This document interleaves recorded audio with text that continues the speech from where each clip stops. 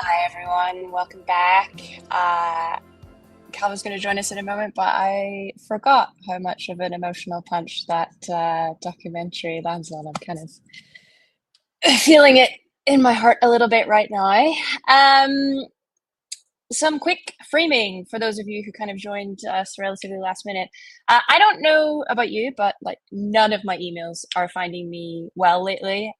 We're living in a time that doesn't have a name yet, but really should.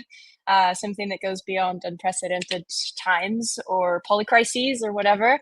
I spent the first quarter of this year spiraling into a bit of a pit of depression and anxiety and all that trust in science and trust in healthcare was on fire and everything was awful. And then I remembered it's literally my job to find experts to talk about what's actually going on, what the research suggests, and what we can do to bring about change in a sea of noise. One grounding point that I think this film alluded to quite nicely was that the early research shows that trust in scientists remains relatively high. It's trust that in institutions that's starting to, well, not starting, but has been circling the drain for a little while now. And it's important to differentiate those two things as we move through this conversation. This event is the first in a kind of a mini series of conversations aiming to pick us all up off the floor. I wanted to curate this event initially for science communicators, for researchers, for healthcare workers, or anyone kind of working in this space who's feeling just a wee bit exhausted like me, so that we can feel a little bit re-energized and get back in the metaphorical ring. So with that, please welcome director and filmmaker Calvin Hudson Huang, public health promoter Brooke Ellis, and you know him best as Dr. Knock on social media, Dr. Morgan McSweeney. Welcome, everyone. Thank you so much for joining us today. To kick us all off, why don't you each kind of briefly introduce yourselves? Calvin, let's start with you, then pass to Brooke, then Morgan. Sure. Hey, thanks for joining us today, and thanks to RCIS and specifically also the Canadian Public Health Association, who really helped us in bringing this film to life. I'm a director. I've been making documentaries in health and science for the past 8 or so years, and I'm based out of Toronto. Hi, good afternoon, everyone. My name is Brooke Ellis. I've been working in public health and health communications for nearly 20 years, locally, nationally, and internationally. I had a front row seat during the pandemic as a co-chief of communications for a local public health unit in Ontario, Canada. And currently I'm working as a program manager overseeing a team of health promoters and health educators. And thank you for having me, RCI Science. Hey everybody, my name is Morgan McSweeney. I'm a scientist by training, PhD in pharmaceutical sciences. I still work in science, actually, in biotech on the development of antibody drugs, mostly for respiratory disease. But I also make science communication content under the handle Dr. Knock on all platforms, most recently addressing sort of political topics in public health and science, but also sort of basic facts about, your microbiome and anything else about health, science, and medicine. Yeah, and thank you for replying to my email, Morgan. I wasn't expecting it, but I'm so glad to have you here to share your experiences and a little bit about the US context, which is quite frightening at the moment. As always, please submit your questions through the chat. If for whatever reason that's not working, you can email us at information@rciscience.ca. And I'll try to incorporate those into the conversation. Calvin, first question for you. I remember chatting to you when you were making this film way back in those deep dark days. We had a few phone calls about it. Did this project come together as you expected? Was there anything particularly shocking that you learned while making it, or that kind of changed your approach? You kind of touched on it at the end there, and you and I have had this not debate, but this conversation a number of times about science literacy and behavior change and how the two may not be particularly correlated depending on the groups you're talking about. But I'm curious to learn a little bit more about your experiences and how you ended up with this final product. So How do I phrase this in a positive? I would say it was actually kind of a bit of a traumatic experience to make this film, because I think we all come in, even though as a documentary filmmaker, you tend to be you try to be as objective and curious as possible.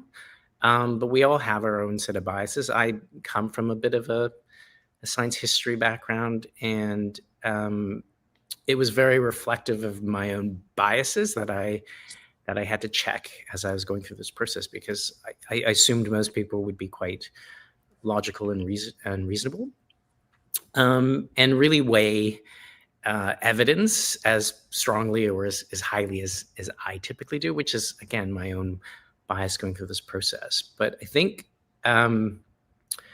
just feeling powerless through the pandemic and just really kind of networking with a number of my contacts throughout and saying, we need to do something about all of this negativity, specifically around something that has been very, very well established as, one of the key factors of human civilization, vaccines, which have really eliminated so many preventable diseases. And having a lot of access into clinical trial data and reviewing the data myself, I'm like, well, a lot of people who I think should be speaking up aren't speaking up. And so that kind of brought a number of individuals together to try to get this project up and running and financed. And it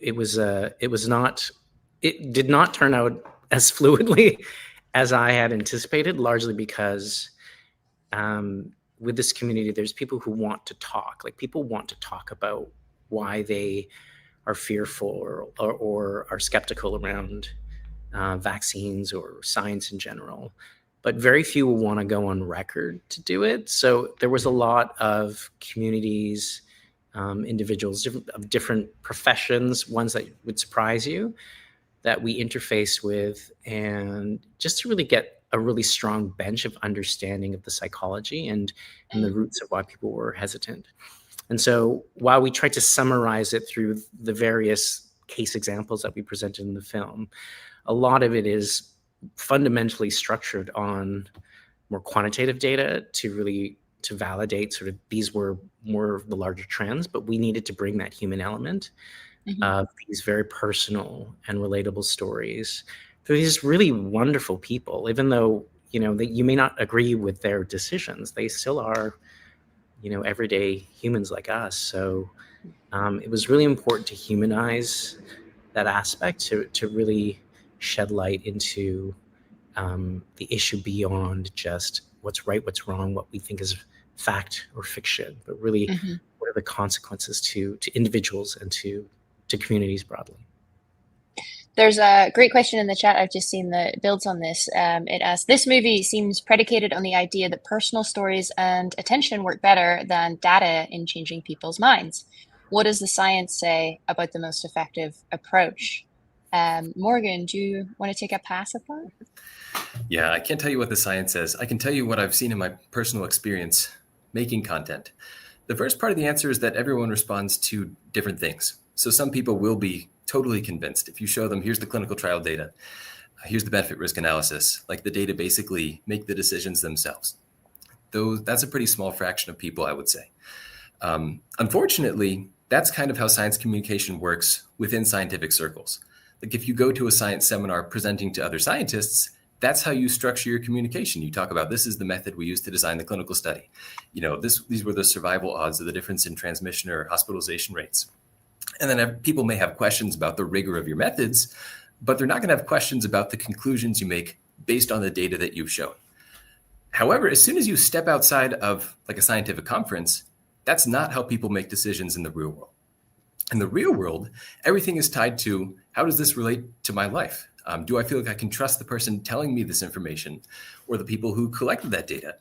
It's like, who sponsored that study? Maybe the data themselves have been fabricated. And to answer those questions becomes incredibly complex, particularly if you've seen a story on like an Instagram reel or something. You're not going to spend an hour or 2 hours looking into the methodology of a clinical study. You're going to make like a snap judgment on, do I feel like I can trust the person who's presenting this information? And if no, you probably just scroll away. You don't stick around much to investigate further. I kind of learned this the hard way because I have a pretty purely scientific background. Not much communication training goes on in graduate school. And so when I started making science content, it was all like, here's the data. This is what your decision should be based on that data. And it wasn't actually until one live stream I was doing one day where I was talking about, this was in 2021, talking about vaccine data. And only at the very end of the live stream, I was like, I've got to go. My wife is on her way home from the hospital. I've got to go make dinner. Sorry, bye, or something.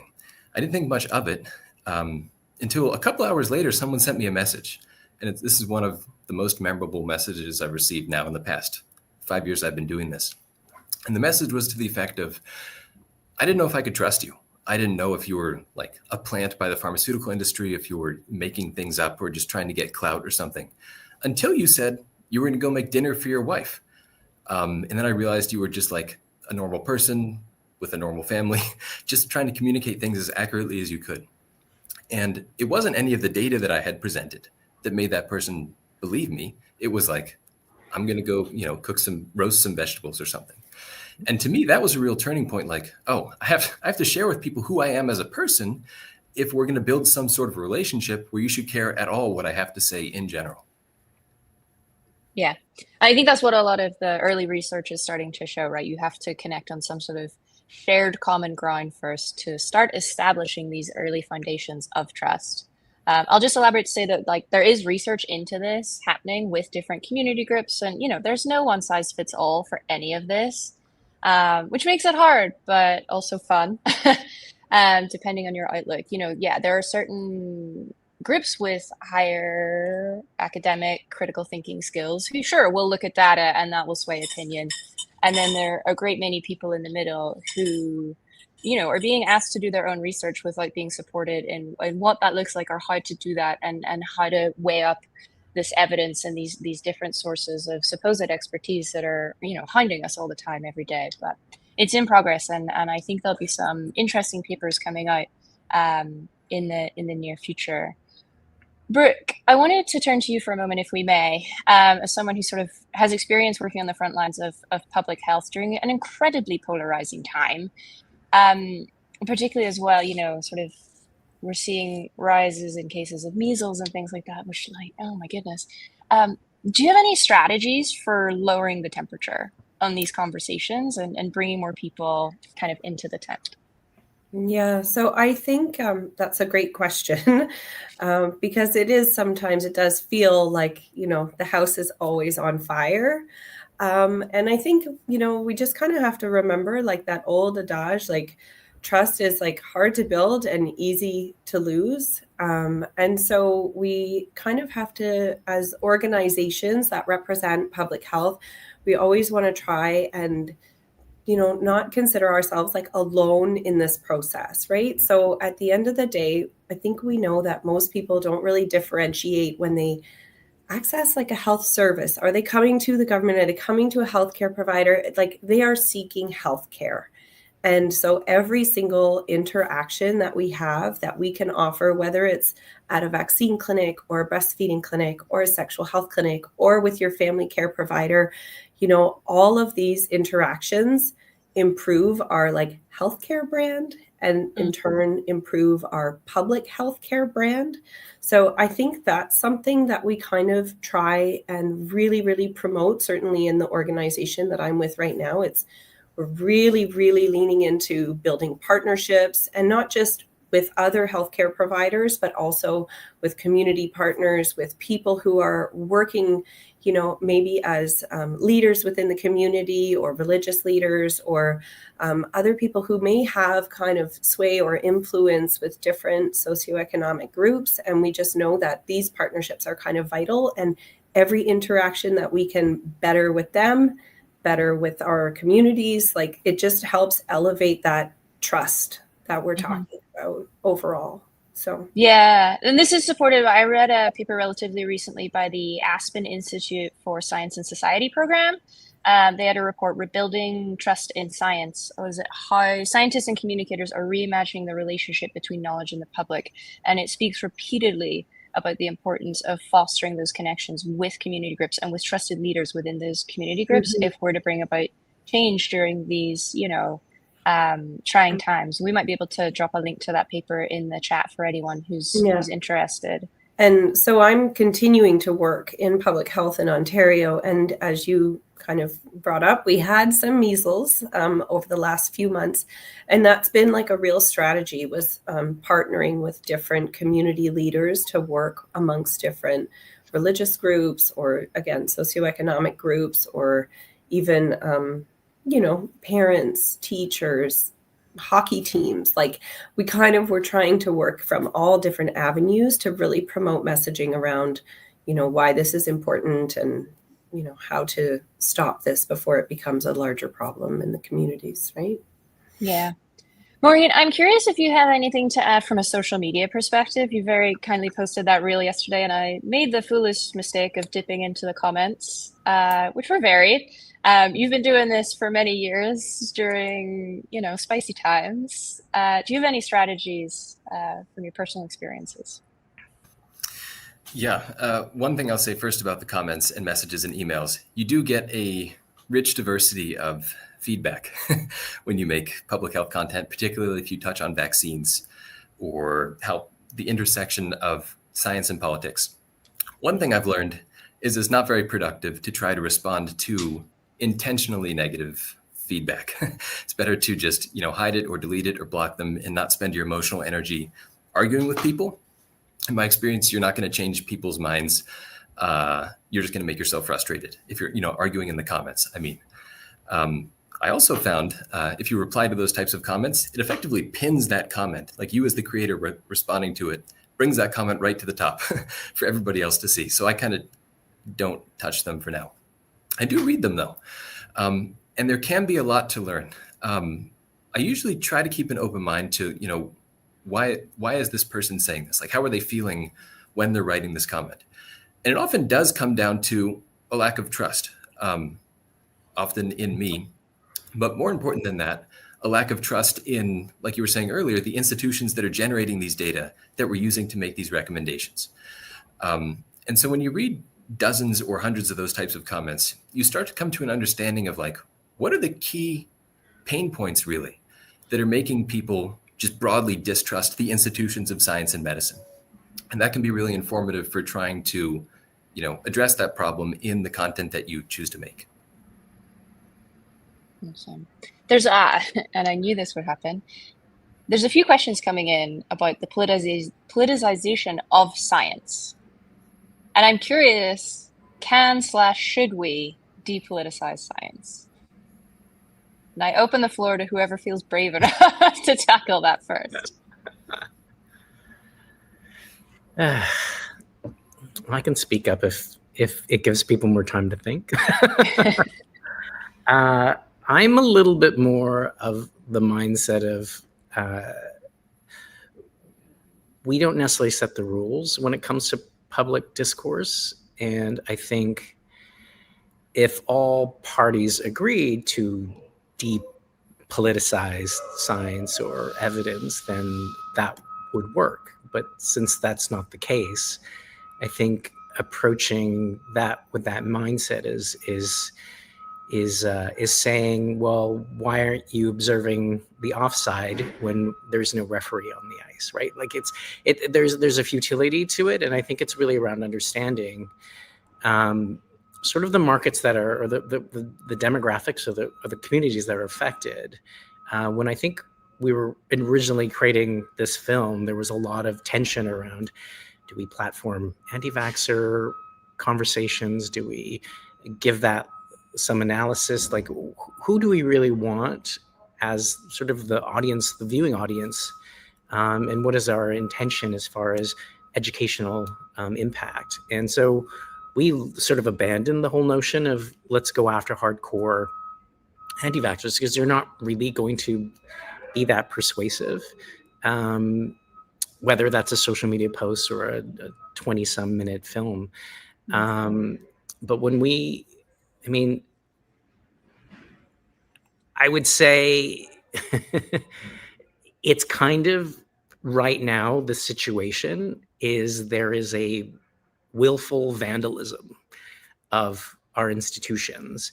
And I think we need to appreciate the gravity of that. They don't seem to have the scruples for whether it's an ideological or political agenda, whether it's a commercial, industrial priority for them. But there's not a lot of scruples, and there's a huge amount of ripple effects that go across society, including the erosion of trust in science or science leadership. So we need to know that as far as who our landscape is and how do we approach dealing with those who are victims to that kind of misinformation or manipulation, and those that have intentional,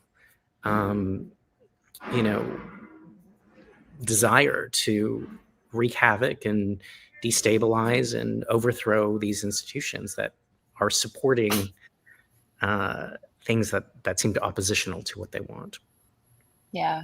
I can't ask this question and not pass it to the American in the room. I'm so sorry, Morgan. It's rough. I think everyone can agree who's, even glancing at the news lately. It's a rough time for you guys down there. And I suspect you've got something to add. Sure, we're going to export some of that to you guys. So yeah, you're involved as well. I've actually changed my mind on the question of should science be depoliticized or separated from politics. I've come to think you can't really.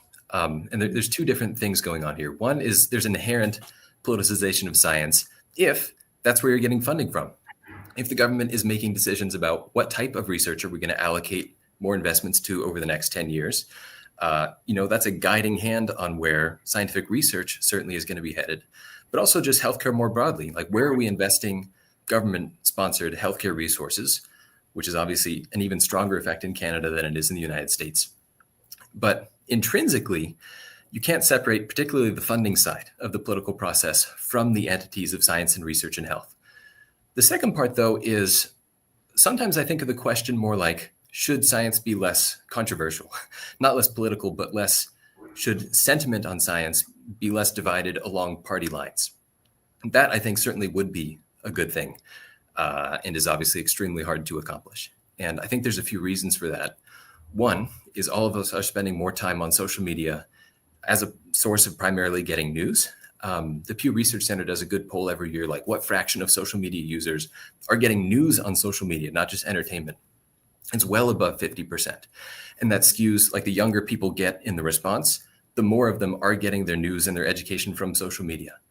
Of course, on social media, algorithms aren't designed to prioritize the most correct information, the most academically rigorous health information. It's what's most emotionally engaging, which is often at odds with what is most scientifically true, which is often nuanced and kind of takes a long time to explain and a little bit boring. And so it's a very uphill battle when the exact places where we're getting this information and having these discussions are fundamentally economically designed to ramp up your emotional engagement, which is easiest to get two people fighting against each other, pro-vaccine, anti-vaccine, whatever it might be. That's really, really good for improving watch time, for getting engagement on videos, which means you can sell ads to people for a lot of money. And so as long as health discussion is happening on social media, which is going to continue to do as long as people are spending time on social media, at the core level, there's this economic incentive to get people to argue with each other. And I don't know really how to address that part.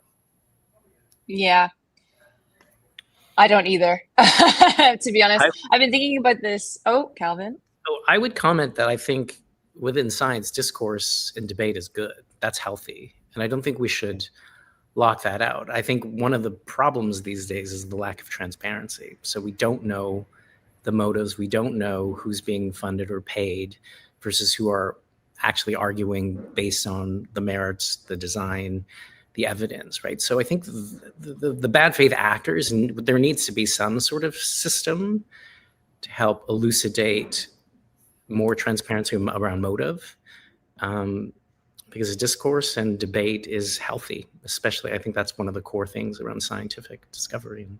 Mm.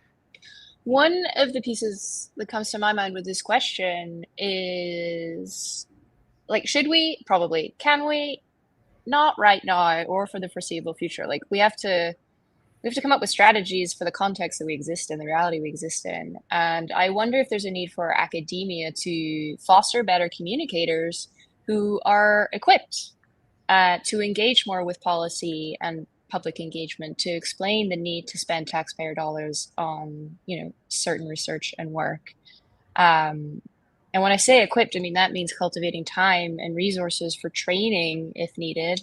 There's a 2024 paper from Nature on trust in science about minority opinion that feels appropriate to quote a little paragraph from and hopefully we can link that in the chat.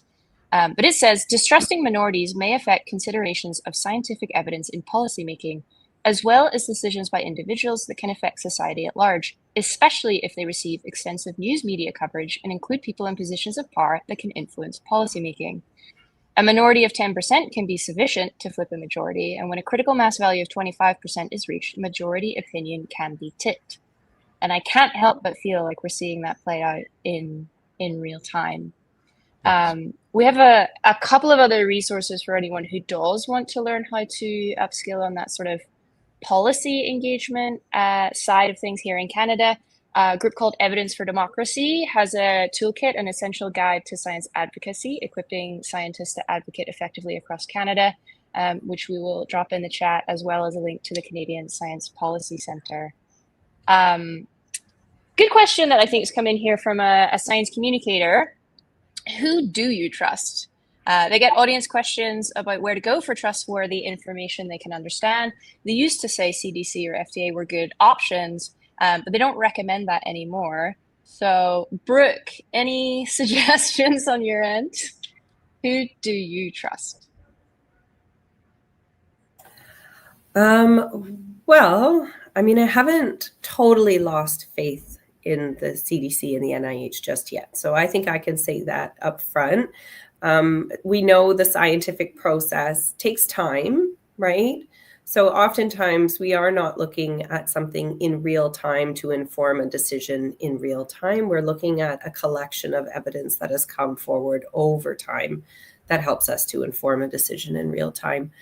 I mean, we're very lucky in Canada. I would say we've got some incredible organizations like the Cochrane Group, and they produce like these wonderful synthesis of information with respect to health and health decision making. I'm still looking towards journals and and our own organizations. Like I know working at the ground level, for example, we do a lot of our own research that drives very deliberately informs and drives our programmatic responses to different issues that we see in our communities. And as well, I know at the provincial level and the federal level, like we are still doing that to try and have that kind of synthesis of where is the need, where is the need, and then how do we address it and keep that kind of circular motion going. As far as like broader research, I mean, we still do our lit reviews and we still do our, environmental scans before we kind of make any policy decision in the world where I work. So, keeping my fingers crossed too that, like I said, the science kind of process, it takes time. So we might be feeling that hit right now, but I have faith that there is still time for it to recover from our great institutions south of the border. Morgan, Calvin, who do you trust? Yeah. Even before RFK Jr. and, everything that's been happening over the past 8 months or so now, I did a story poll on Instagram back when the CDC was truly trustable. I found, oddly enough, that more people trusted me than the CDC, which shouldn't have been the case back then. Probably still is not the case now. But it's odd that there is really something to building a relationship with someone and feeling like you can trust them. Now, of course, the CDC, in fact, today and tomorrow, there's a meeting of the Vaccine Advisory Committee, and we'll see what comes out of it. It's very possible that they will make changes to recommendations that are not based by solid evidence. And so thinking that that might happen, there's been a couple groups that have actually advanced their own versions of medical recommendations. For example, the American Academy of Pediatrics has posted right now, I think the top thing on their webpage is the suggested routine childhood vaccine schedule, which may soon become divergent from what the CDC recommends, in which case probably I would trust the AAP's version more than the CDC. The American College of OBGYNs has done the same thing. For pregnant people who are wondering, should I trust what the CDC is telling me or RFK Jr., or should I trust what my OBGYN is saying? Err on the side of your doctor, your OBGYN, your pediatrician. It's their job to make the decision of where is the credible information coming from. Of course, unfortunately, there is a small fraction of pediatricians and OBGYNs who may not trust the right source, but that's a vanishingly small fraction of people. I mean, you see this on social media. You'll see people with medical credentials spreading misinformation. But the vast, vast majority of medical professionals do have a good sense of where do I find high quality information, even in the current, media climate. And so your individual doctor is the right place to start. It's very possible that they will be getting their information from somewhere like the AAP instead of the CDC, if moving forward, those two things do diverge. Calvin, anything to add? Wisdom? I would just break it down simply to say who actually has the credentials, right? Am I going to take vaccine advice from a tennis player? No. But a lot of people are influenced because of their public profile, right? So I think it really just breaks down to people have opinions. It's okay to have opinions, but if they're not informed or educated opinions, you should dismiss them or hold them in that same sort of light of, well, they're not really qualified to advise me. I need to seek out who actually is. And so it's kind of just breaking it down to those simple rules. If it's around sources of data, I still have a lot more confidence in things like Health Canada and, those types of, even though they are government institutions, they tend to have their own bureaucracy that supersedes or tends to persevere through different administration changes. We're seeing all of that being vandalized in the US right now, but I think we do have a greater sense of having more resilient and more socially conscious institutions in Canada. Quickly, because it's come up a couple times. Any tips for spotting the grifters? Yeah, for sure. You want to share them with the audience? I think I don't know if we mentioned this earlier, but there's something called the Dunning-Kruger effect, right? Where people who know the least have the most confidence. And the people who know the most, because they're aware that there may be gaps in their knowledge or there may be subsets that they fully haven't analyzed, they're more insecure. So people with more credibility tend not to speak in absolute terms. And people with Dunning-Kruger syndrome, where they are speaking out of their depth, they're speaking out of their area of expertise, they tend to come across very, very confident and very, very, quote unquote, persuasive. So it's just having the sort of the social cues of how people present themselves and whether or not they appear too slick. Brooke Morgan, do you have anything to add from your own work? There's a few red flags that no single one of them tells you this person doesn't know what they're talking about. But if you start to see multiple of them popping up, you should really be suspicious over whether you should trust that they are being genuine in their interpretation of the evidence. One of them is a pretty obvious one. Do they have a direct financial incentive in you believing what they're going to tell you? There's some famous folks in the United States who make a lot of claims about COVID vaccines and how dangerous they are. And they sell you a supplement that if you take it, it can reverse all the damage that's been done by the COVID vaccines. And it's only $90 a month. And you feel better than you ever did before. That type of pairing between, I'm going to make you scared about this thing I'm saying, and I'm selling you a solution to it, just buy my supplements or buy whatever it might be. That's one red flag. Of course, there are people who do sell supplements that are genuinely useful for some people. So that's not to discount everyone who might be selling something, but it's one of the red flags. Another one would be almost exclusively relying on emotionally engaging anecdotes, right? So they say like the vaccine is dangerous because these 3 people took it and had heart attacks within 2 weeks or something.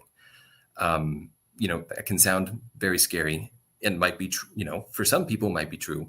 But if it's presented in that sort of a context to scare you about vaccines, particularly if they're then going to go say you something, that's another red flag.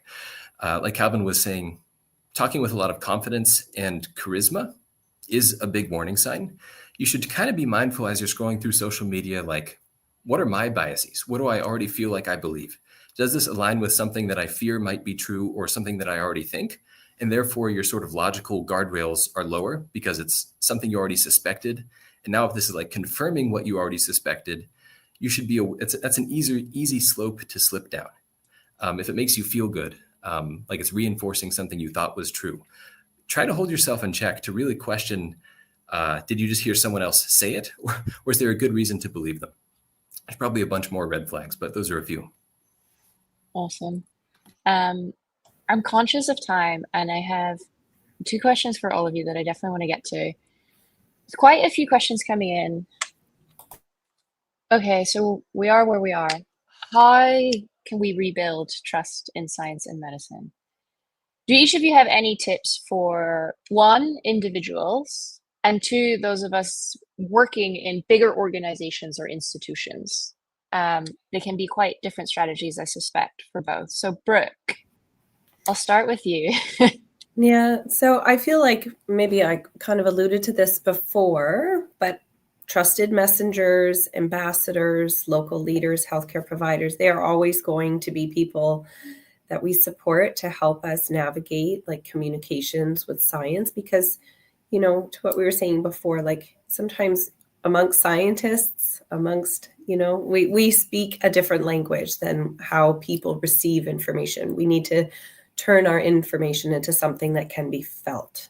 And I think that we have, or maybe we're trying, government institutions and public health units, certainly in the, media where I come from, we are getting better at communicating in a more human and emotional way.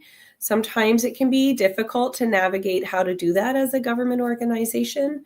Can speak to an example that we were able to do last year within my organization. We put out some, it was like a sexual health campaign, and we used a lot of humor. We had a lot of fun with it. There was a lot of emojis that we kind of used and stylized as part of our branding and our look and feel. So we had great traction from online communities, and people were just, really shocked, like, oh, this is a government campaign. Like, this is from a public health unit. Like, how fun, right? Like putting aubergines all over the internet. Like, that doesn't happen every day.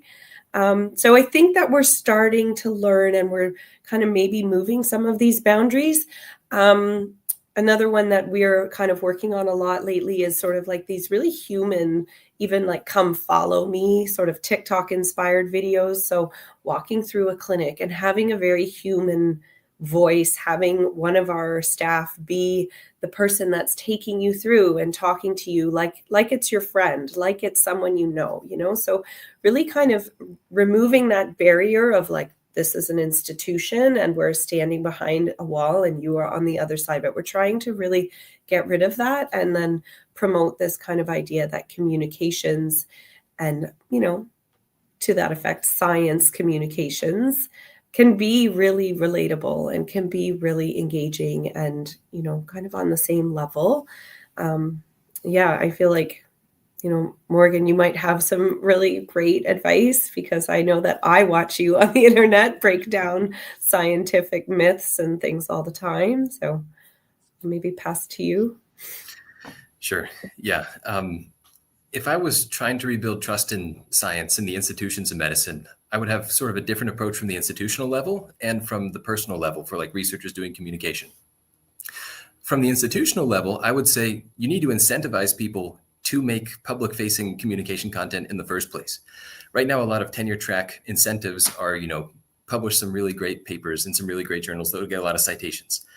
And a lot of citations may be 100, right? That's different from incentivizing people to actually communicate to the public. What are you doing? How are you doing it? Why is it important? And the last part, that's maybe the most important part, is who are you? Who are the people behind this research that's happening? Where are we putting our public funding of science dollars? Who is using that money? Who are being the stewards of that money? And what is going to be the outcome in terms of science and public health advancements? People aren't going to do that because it takes a lot of time and practice to get good at making content, unless there's some sort of incentive for them to do so. So I think we need to start tying, promotion, tenure. One consideration in getting tenure as a researcher, I think, should be, have you communicated the impact of what you're doing to the general public?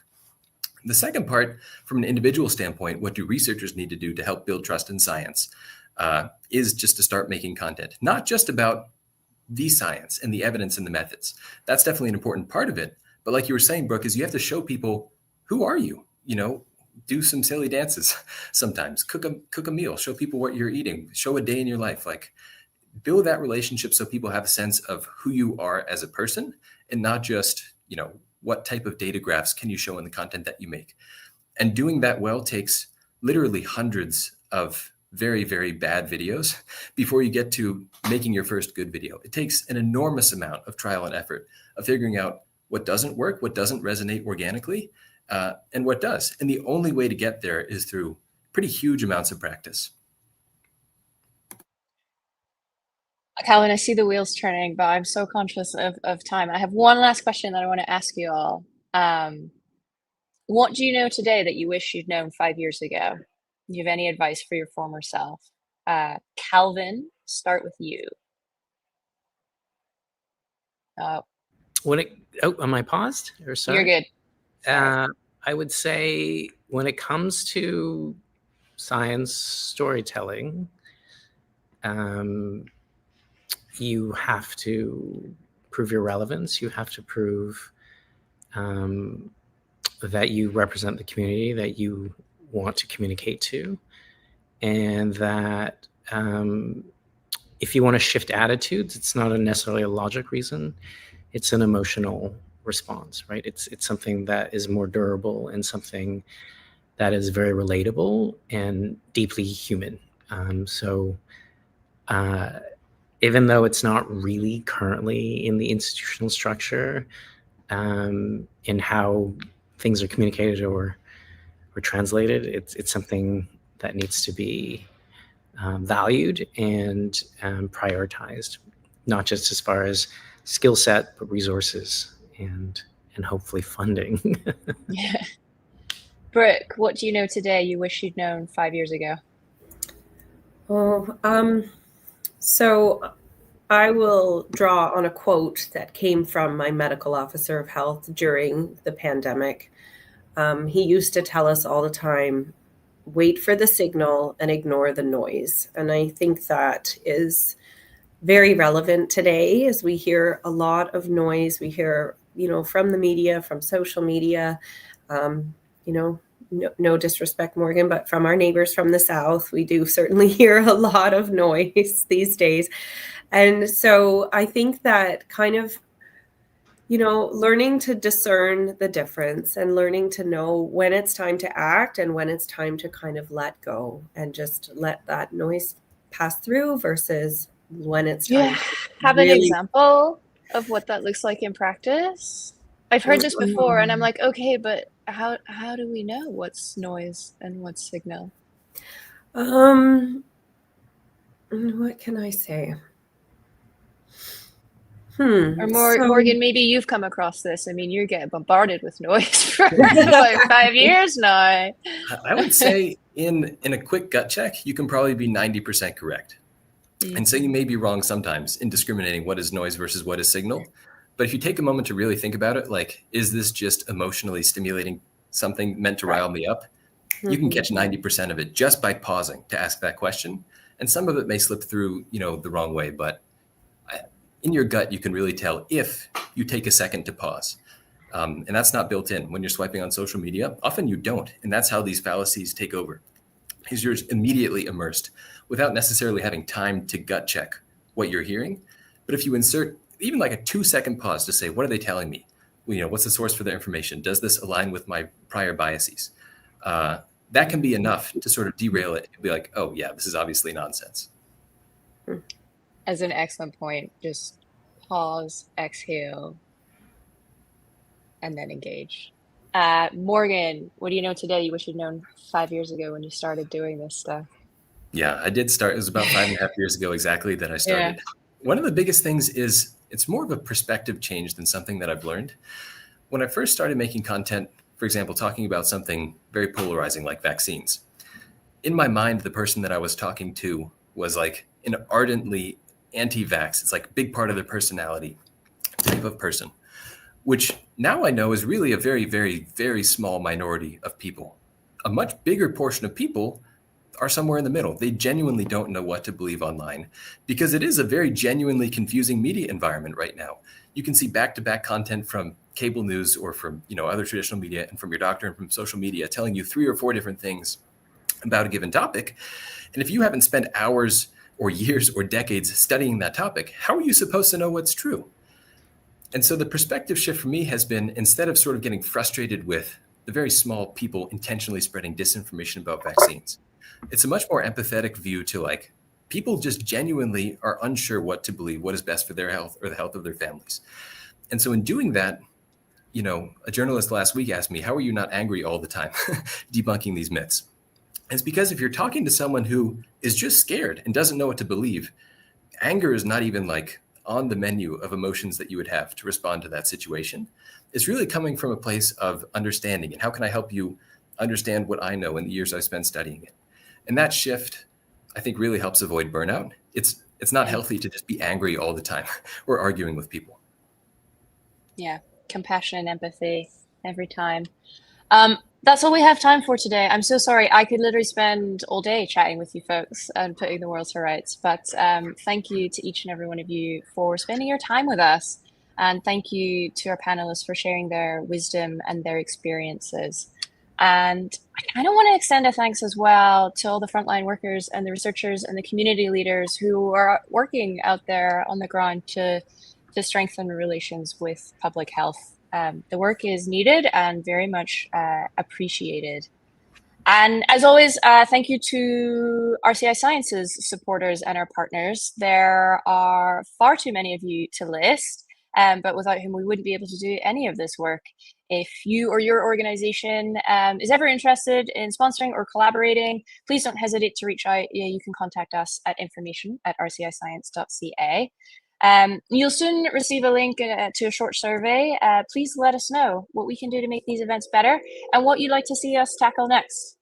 We're very responsive to trying to build a programming for you, so let us know. And if you're in Toronto, I hinted at the start, this conversation continues at our in-person panel next month in partnership with the Gairdner Foundation.